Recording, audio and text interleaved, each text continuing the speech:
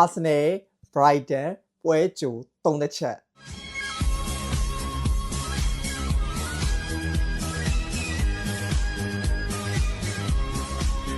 ်မင်္ဂလာပါဝင်းဘော channel ကနေအားလုံးကိုကြိုဆိုပါရစေကျွန်တော်ဒီစနေနေ့မှာဆိုရင်တော့ Mikel Arteta ရဲ့ Arsenal နဲ့ Brighton အသင်းတို့ပွဲစဉ်ကန်ဖို့ရှိပါတယ်ဒီပွဲစဉ်ကတော့စနေနေ့ညမြန်မာစံတော်ချိန်ည7:00 နာရီမှာကန်မှာဖြစ်ပါတယ် Mikel Arteta ရဲ့ Arsenal အနေနဲ့သူတို့ဒီယာဒီမှာ Premier League Champion ဖြစ်ချင်တယ်ဆိုရင်သူတို့ဒီပွဲစဉ်ကိုမဖြစ်မနေအနိုင်ကစားဖို့လိုအပ်ပါတယ်ဘာလို့လဲဆိုတော့အခုဆိုရင်ကျွန်တော်တို့ရဲ့ဒါအနီးကပ်ဆုံးပြိုင်ပွဲဖြစ်တဲ့ Manchester City အသင်းကကျွန်တော်တို့နဲ့ဒါအနီးကပ်ဆုံ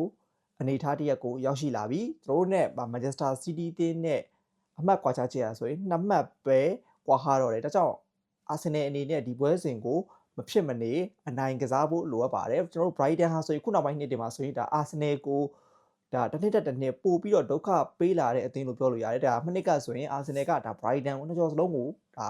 အနိုင်ယူနိုင်ခဲ့ဘူးကျွန်တော် Emirates မှာတစ်ဖက်တစ်ကိုးစီတည်ကြတယ်ကျွန်တော် Brighton ရဲ့ကွင်းမှာလည်းတစ်ဖက်တစ်ကိုးစီတည်ကြတယ်ဒါဟောချင်းချင်းအဖြစ်ဒါ Brighton ဟာဆိုရင်ဒါကျွန်တော်တို့အတွက်ဒါခက်ခဲတဲ့ပြိုင်ဘက်လို့ပြောလို့ရတယ်လက်ရှိချိန်မှာကျွန်တော်တို့ဒီ Mikel Arteta ရဲ့ Arsenal ကဒါနောက်ဆုံးကစားခဲ့တဲ့ဒါ EFL Cup ပွဲစဉ်မှာဆိုရင် Crystal Palace နဲ့ဒါတစ်ဖက်တစ်ကိုးစီတည်ကြပြီးတော့ဒါ penalty အဆုံးဖြတ်နဲ့ဒါအခုဆိုရင်ကျွန်တော်တို့ဒါ EFL Cup Final ကိုတက်ရောက်သွားပြီကျွန်တော် Chelsea တင်းနဲ့တွားရောက်ရင်ဆိုင်ရမယ်နောက်ဆုံးကစားခဲ့တဲ့ Premier League 5ပွဲကိုကြည့်မယ်ဆိုရင်ကျွန်တော်ဒီ Arsenal ကဒါ3ပွဲနိုင်တစ်ပွဲတည်တစ်ပွဲရှုံးနေထားတယ်သူတို့ဒီ Chelsea ကိုတစ်ဖက်တစ်ကိုးစီတည်ကြတယ်ပြီးရင်ကျွန်တော်တို့ဒါအိမ်ဝင်းမှာဒီ Bradford ကို2ဂိုးကုန်ပြီဆိုတော့ရလက်နဲ့နိုင်တယ်ပြီးရင်ကျွန်တော်ဒါ Aston Villa ကိုအဝေးကွင်းမှာ2ဂိုးတကူဆိုတော့ရလက်နဲ့ရှုံးနေခဲ့တယ်ကျွန်တော်ပြီးရင်ဒီ Wolverhampton ကိုအိမ်ဝင်းမှာ2ဂိုးတကူဆိုတော့ရလက်နဲ့နိုင်ခဲ့ပြီးတော့နောက်ဆုံးကစားခဲ့တဲ့ Premier League ပွဲမှာဆိုရင်ဒါ Everton အသင်းကို2ဂိုးကုန်ပြီဆိုတော့ရလက်နဲ့နိုင်တယ်ဆိုတော့ခုနောက်ပိုင်းပွဲစဉ်တွေမှာဆိုရင်တော့ Arsenal ကဒါခြေစွမ်းပိုင်းအနေငယ်တည်ငြိမ်လာတာကိုတွေ့ရတယ်ဒါဆွမ်းဆောင်ရည်မကောင်းသည့်တိုင်အောင်သူတို့ဒါလိုအပ်တဲ့နိုင်ပွဲတွေကိုရယူထားနိုင်ခဲ့တယ်တစ်ဖက်က Brighton အသင်းကတော့ဒါနောက်ဆုံးကစားခဲ့တဲ့9ပွဲမှာဆိုရင်သူတို့ဒါ Nottingham Forest ကို2ဂိုးကုန်ပြီဆိုတော့ရလက်နဲ့နိုင်တာကလွဲရင် Brighton ကဒါနောက်ဆုံး Premier League 4ပွဲမှာဆိုရင်4ပွဲစလုံးဒါနိုင်ပွဲပျောက်ဆုံးထားတာကိုကျွန်တော်တို့တွေ့ရတယ်ဒါသူတို့ဒီ Nottingham Forest ကို2ဂိုးဆိုတော့ရလက်နဲ့နိုင်ပြီးတဲ့နောက်ပိုင်းမှာသူတို့ဒါ Aston Villa ကိုအိမ်ခွင်းမှာ4ဂိုး3ဂိုးဆိုတော့ရလက်နဲ့ရှုံးတယ်ပြီးရင်ကျွန်တော် West Ham တင်းနဲ့တစ်ဖက်တစ်ဂိုးစီတည်ကြတယ်ပြီးတော့ဒါ Liverpool ကို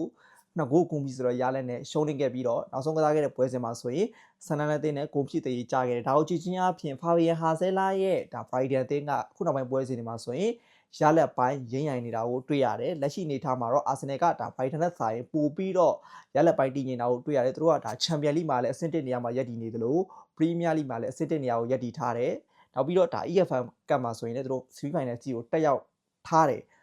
Arsenal ရဲ့ဒီပွဲစဉ်မှာဖြစ်နိုင်ပွဲလူစင်းကိုကျွန်တော်တို့ဆွေးနွေးကြည့်အောင်တိုက်စစ်ကတော့ဒါထွေထူးပြောကြရမလို့ဘူးကြားရတဲ့မှာကန်ခဲ့တဲ့ EFL Cup ပွဲစဉ်မှာဆိုရင်သူတို့ဒါ Peter Yokres ကိုအနားပေးထားခဲ့တဲ့အတွက်ကြောင့်ကျွန်တော်ဒီပွဲစဉ်မှာ Peter Yokres ပဲဖြစ်ဖို့များတယ်ကျွန်တော်ဘယ်တောင်မှာဆိုရင်တော့ကျွန်တော်အမြင်ပြောရရင်သူတို့ဒါ Leandro Trossard ပဲအသုံးပြုဖို့များပါတယ်ညာတောင်မှာကတော့ဒါ Bukayo Saka ဖြစ်မယ်ကျွန်တော် Queen Land မှာဆိုရင်တော့Declan Rice ရဲ့ပြီးရင်ကျွန်တော် defensive midfield role မှာဆိုရင် Zubimendi ရဲ့နောက်ပြီးကျွန်တော် Martin Odegaard ကိုနံပါတ်10 role နေရာမှာအသုံးပြုပဲရှိပါတယ်ကျွန်တော်တို့ဒါ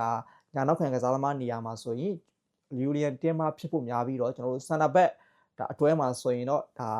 William Saliba နဲ့ Ricardo Calafiori ပဲသုံးမလားဒါမှမဟုတ်ရင်ကျွန်တော်တို့ဒါဒီ Piero Hincapié ကိုပဲကျွန်တော်တို့ဒါဒန်ယာကနေပြန်လဲတသားပြီးပြန်လဲအသုံးပြုမလားပြီးရင်ကျွန်တော်တို့ဒီညာနောက်ခံနေရာမှာဆိုရင်တော့ Lewis Kelly ဒါမှမဟုတ်ရင်ကျွန်တော်တို့ဒါ Ricardo Calafiori ပဲဖြစ်ဖို့များပါတယ်ကျွန်တော်ဂိုးသမားနေရာမှာတော့ဒါ David Raya ပဲအသုံးပြုပဲရှိနေပါတယ်ဆိုတော့လက်ရှိဒါအနေထားမှာဆိုရင်တော့ဒါ Mikel Arteta ရဲ့ Arsenal ကဒါအိမ်ဝင်းကန်ခဲ့တဲ့ပွဲစဉ်တွေကိုပြန်ကြည့်မယ်ဆိုရင်သူတို့ဒီယာဒီမှာ Manchester City တင်းကိုတစ်ဖက်တစ်ဂိုးစီတည်ကြခဲ့တဲ့ပွဲစဉ်ကလွဲရင်အိမ်ဝင်း10ပွဲကန်တဲ့နေရာမှာဒါတပွဲတည်ကြပြီးတော့ဒါ9ပွဲတီးတီးအနိုင်ရထားတယ်ဒါဟုတ်ကြည့်ချင်းအပြင် Arsenal ကဒီယာဒီမှာအိမ်ကွင်းရလက်ဒါအကောင်းဆုံးလို့တောင်ပြောလို့ရတယ်ဒီနှစ်သင်းကြားကျွန်တော်တို့ထိတိုက်တွေ့ဆုံမှုကိုကြည့်မယ်ဆိုရင်နောက်ဆုံး6ကြိမ်ထိတိုက်တွေ့ဆုံရမှာ Arsenal ကဒါ3ကြိမ်ထိနိုင်ပြီးတော့ဒါ2ကြိမ်တည်ကြထားတဲ့ Brighton က1ကြိမ်နိုင်ထားပါတယ်ဒါပြီးခဲ့တဲ့နှစ်ကတော့ဒါ Arsenal ရဲ့အိမ်ကွင်း Emirates မှာတစ်ဖက်တစ်ဂိုးစီတည်ကြပြီးတော့ Brighton ရဲ့ကွင်းမှာဆိုရင်လည်းတစ်ဖက်တစ်ဂိုးစီတည်ကြထားတယ်ဒါကိုကြည့်ချင်းအပြင်ဒါမနှစ်က Arsenal က Brighton ကိုဒါအနိုင်ရယူထားခြင်းမရှိဘူး ဆိုတော့ဒီပွဲစဉ်ကိုအနှစ်ချုပ်သုံးသက်ပေးရရင်ဒါအာဆင်နယ်ကအိမ်ဝင်းအမ်ဘရိတ်မှာလည်းကန်မှာဖြစ်တယ်လို့တိုက်စစ်နဲ့ကွင်းလယ်မှာဆိုရင်လည်းဒါလူပြန်စုံလာပြီလို့ပြောလို့ရတယ်သူတို့ဒီကန်စစ်တမ်းလောက်ပဲဒါဂါဘရီယယ်ဒန်ရနေတယ်ပြီးရင်ကျွန်တော်တို့ဒီခရစ်စတန်မော့စကွဲတာဒန်ရနေတယ်ဘန်ဝိုက်ဒန်ရနေတယ်နောက်ပြီးကျွန်တော်ပီယာဟင်ကပ်ပေးကလည်းပါဝင်ဖို့မသေးကြဘူးဒါပေမဲ့လည်းဒါလက်ရှိမှာကဒါအာဆင်နယ်ကဒီယာဒီအိမ်ဝင်းရလက်ကောင်းတဲ့အသင်းဖြစ်တယ် Brighton ကအခုနောက်ပိုင်းပွဲစဉ်တွေကိုကြည့်မယ်ဆိုရင်သူတို့ဒါတိုက်စစ်ပိုင်းကမစိုးဘူးလို့ပြောလို့ရတယ်ဆိုပေမဲ့ခံစစ်ပိုင်းမှာတော့အခုချိန်ထိလိုအပ်ချက်တွေများစွာရှိနေတော့မယ်ဒါကြောင့်ဒီပွဲစဉ်မှာဆိုရင်မီကီအာဒေတာရဲ့အာဆင်နယ်အနေနဲ့